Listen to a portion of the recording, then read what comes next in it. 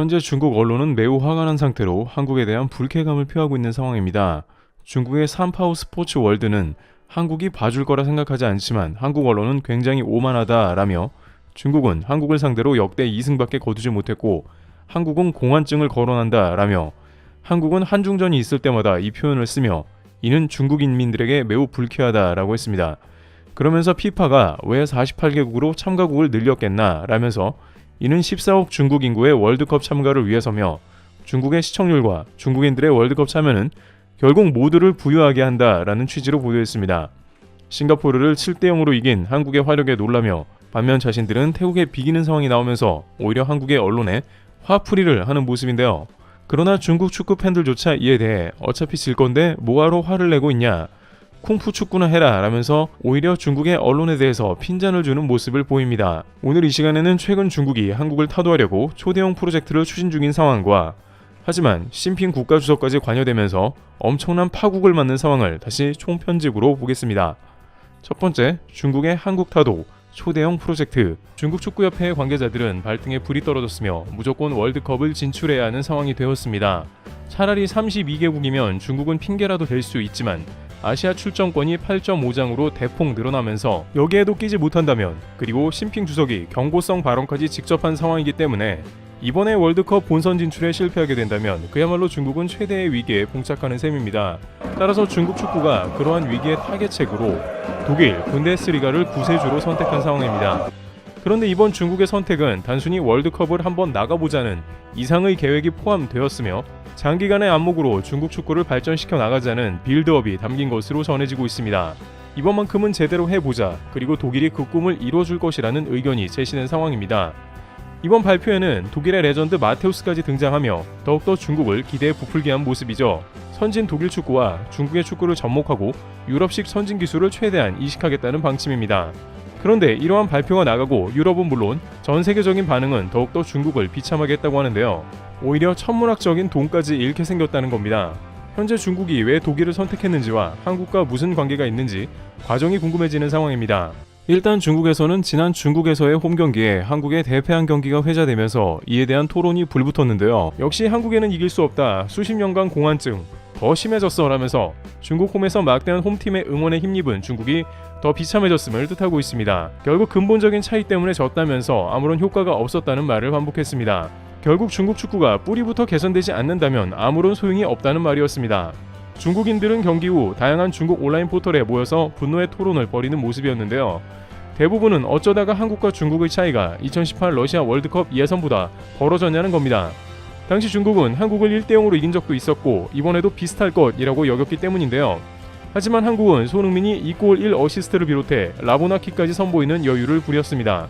중국인들은 손흥민은 헤딩슛과 라보나킥, 본인이 가장 안 하는 두 가지를 경기 중에 선보였다, 이렇게 중국인들이 굴욕을 입은 경기는 처음이야 라면서 적지 않게 자존심을 상하기도 했으며, 또한 김민재는 달려오는 중국 선수와 충돌했고 중국 선수는 그대로 나가 떨어져 버리는 모습이었습니다. 김민재가 철벽인 것을 몸소 느낀 중국 선수는 따로 치료를 받을 정도로 어깨가 아팠다고 합니다. 이렇게 한국은 공격 미들진 수비에서 월클들을 보유하고 있다 보니 이제 중국은 의문이 생겼는데요. 한 중국 팬은 그래도 나름 예리한 비교 질문을 던졌는데 왜 일본엔 톱스타가 없고 한국에만 월클이 있나 라고 한 겁니다. 아예 실력이 딸린 중국은 언급조차 하지 않으며 아시아의 한국과 일본을 비교한 것입니다.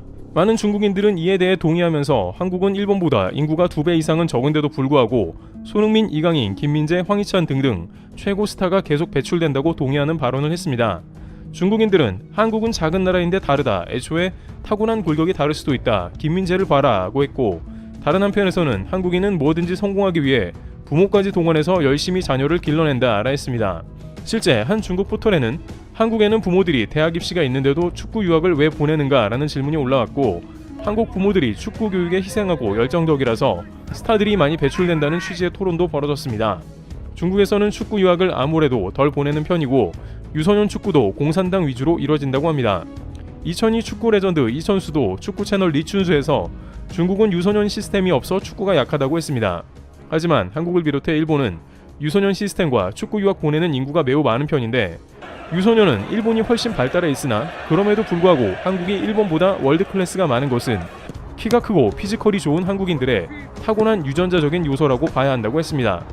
결국 이러한 맥락이 반복되다 보니 이제 중국에서는 자국 축구 선수들을 성장시키는 데 의견을 모으고 한국에 대패한 바로 다음날 독일 분데스리가와 유소년부터 프로까지 대대적 협약을 발표한 겁니다. 실제 이날은 중국 축구협회의 대표인 숭카이가 직접 나와 발표를 했으며 독일의 전설 마테우스를 비롯해 분데스리가 최고 마케팅 책임자인 피어 나우버트도 등장했습니다.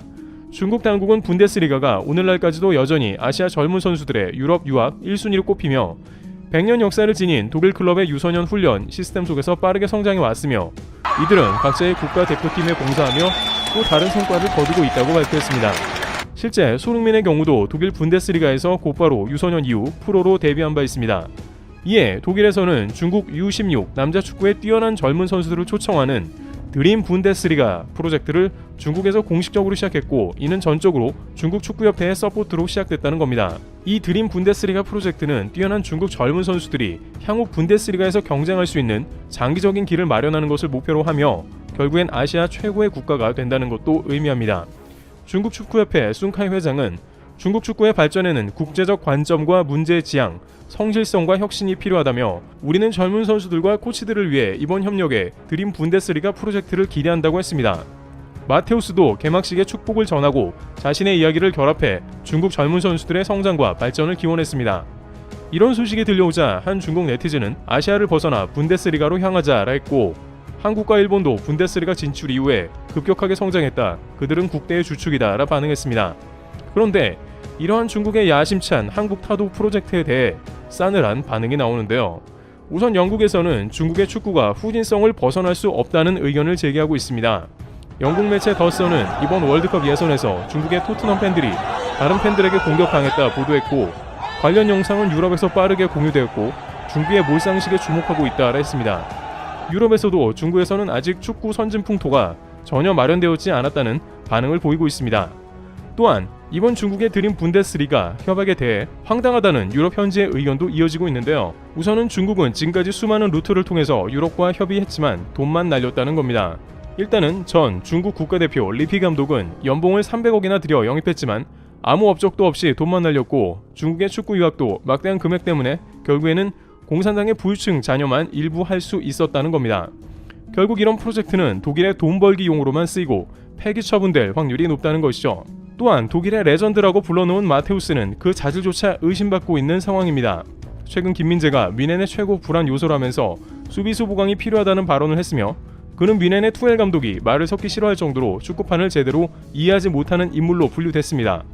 아니나 다를까 중국의 드림 분데스리가 행사에 돈이 되니 참여했다는 의견이 나오는 것입니다. 실제 중국은 독일을 유럽에서 가장 좋아하며 지난 러시아 월드컵 때는 독일을 응원했습니다. 한국과 독일전에서 독일에 전 재산을 걸었다가 파산하고 삶을 마감한 사람들도 많았다고 합니다. 또한 경제관계에 있어서도 중국은 독일에 유독 투자를 많이 하고 독일차도 가장 많이 수입하죠. 여러 가지로 독일은 중국이 돈이 되니 좋아하고 중국은 유럽에서 독일을 가장 추종하는 관계입니다. 따라서 이런 맥락 가운데 이번에도 지나치게 독일을 바라보면서 돈만 쏟아붓는 게 아니냐는 지적이 나온 거죠.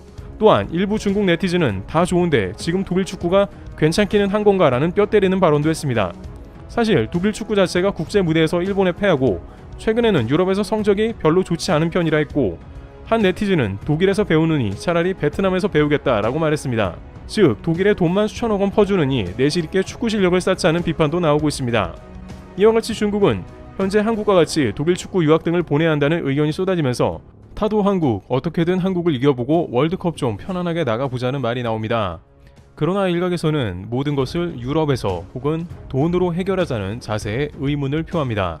드림 분데스리가 프로젝트를 발표했습니다만 이번에도 돈만 날리는 게 아니냐는 의견이 나옵니다. 트래블 튜브였습니다. 감사합니다.